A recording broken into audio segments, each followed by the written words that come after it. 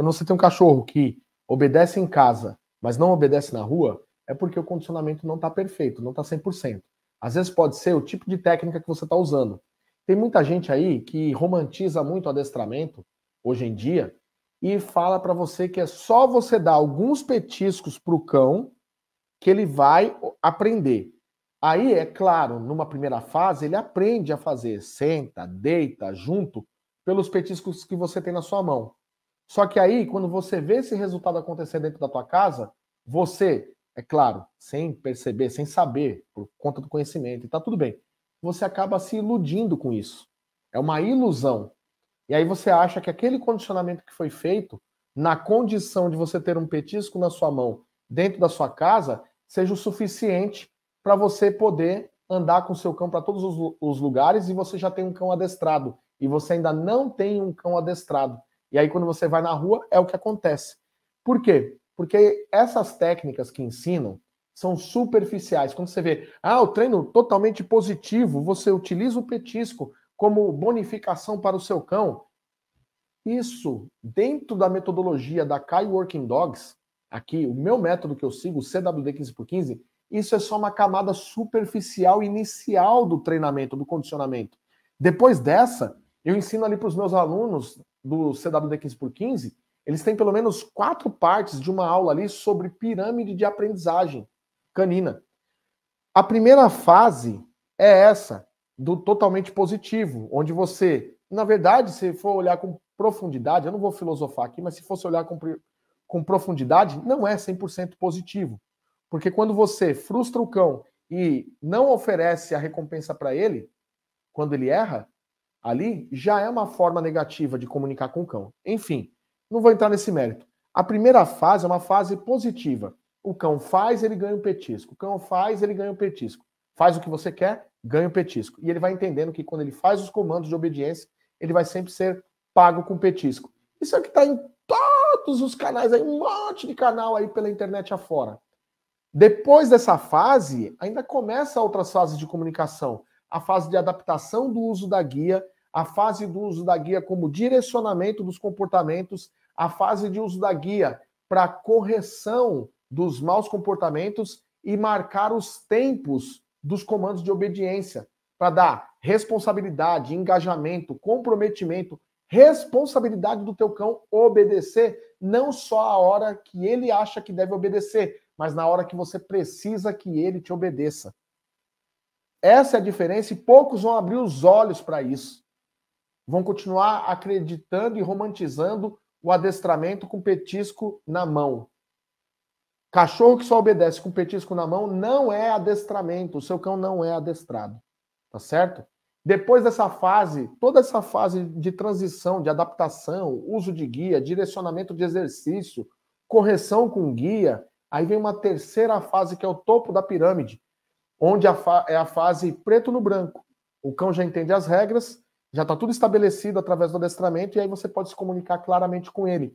Quando ele obedece, ele ganha recompensa. Quando ele desobedece, ele ganha uma informação de correção inteligente através do uso da guia, que não é você pegar e dar um tranco, um sulavanco no teu cão aí de arrancar o pescoço dele. Não tem nada a ver com isso. Mas é correção direcionada e correções que ativem o cão a fazer o que você quer.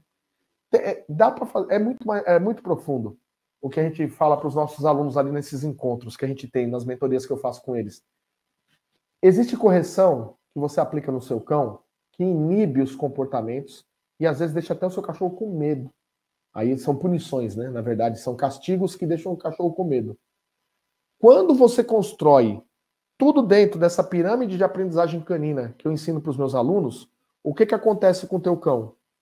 Ele entende que quando ele recebe uma informação de correção, essa informação de correção não deixa ele com medo, porque o medo bloqueia o cachorro, faz ele ficar travado, congelar ou mostrar sinais ali de submissão. Pelo contrário, se você assistir um vídeo meu de prática ao vivo com os meus cães, quando eu dou o toque de contato de guia como informação de correção, essa correção faz com que ele fique ativo, com desejo de obedecer cada vez mais rápido. E o rabo não murcha e não entra no meio das pernas.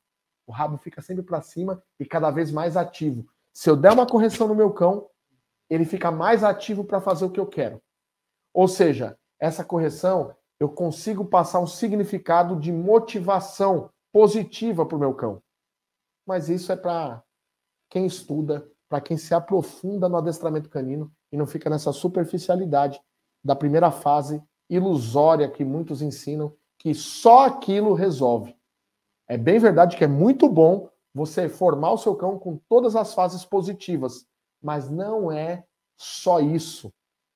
Eu posso te falar isso com muita propriedade. Eu passei 5 temporadas de treinos na Europa, de pelo menos 27 dias cada temporada, fazendo pré-treinos para representar o Brasil em campeonatos mundiais de adestramento. Participei de 5 campeonatos mundiais, sou tricampeão brasileiro e sou juiz internacional de adestramento. Eu sei o que eu estou falando. Não sou vendedor de curso de internet. Eu sou professor de adestramento.